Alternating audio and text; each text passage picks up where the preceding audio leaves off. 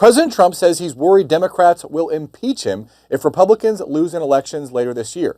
Trump made the statement during a retreat with House Republicans in Washington, urging them to trumpet his policies as a roadmap to victory. Niall Stanage, White House columnist here at The Hill, joins us to discuss. Hey, Niall, so when I heard the president say that, I thought, he's probably right.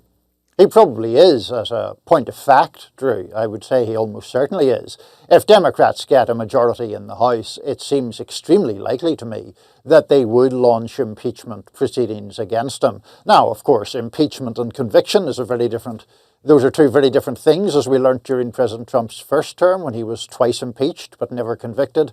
But yeah, I suspect that this will go ahead if Democrats get control of the House.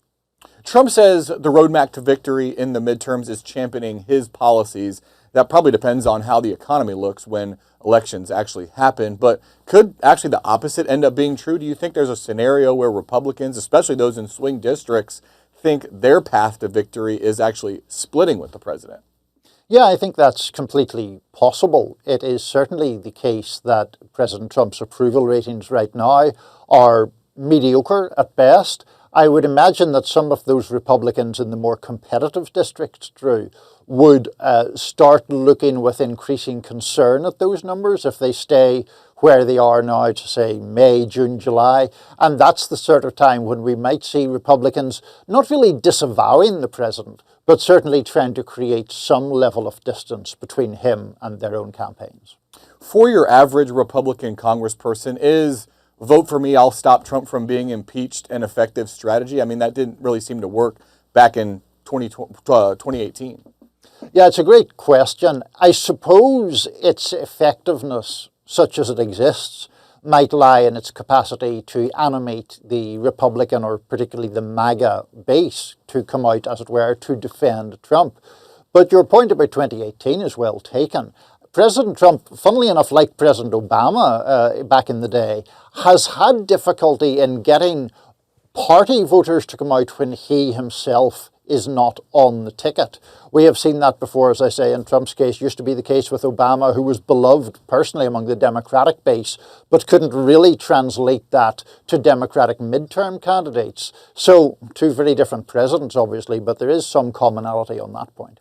Let's talk more about the Democrats. Will they make impeaching President Trump central to their argument for a return to power? Or maybe the better question is, can they avoid it? Because surely that's going to be an attractive message in Democratic primaries.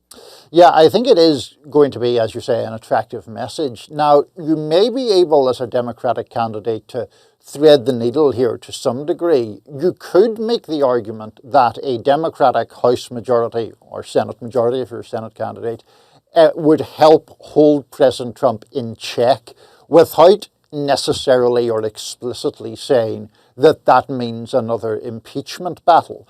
Obviously, there are all sorts of things that are unrelated to impeachment that come with taking the majority in the House. I mean, Democrats, if they were in the majority, would have subpoena power, for example. So there are elements where you could say that a Democratic majority would rein Trump in, even if you don't go for impeachment.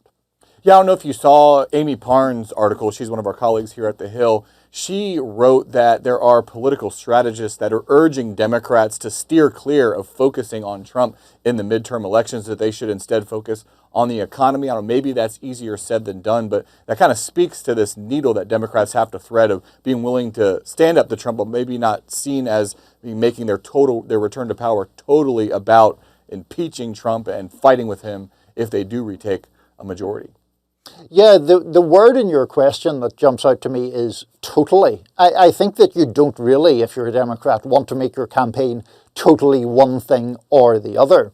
So to take a very prominent example from recent months, Zoran Mamdani winning the mayoralty of New York City as a Democratic socialist, he certainly made affordability, I would say, the centerpiece of his campaign.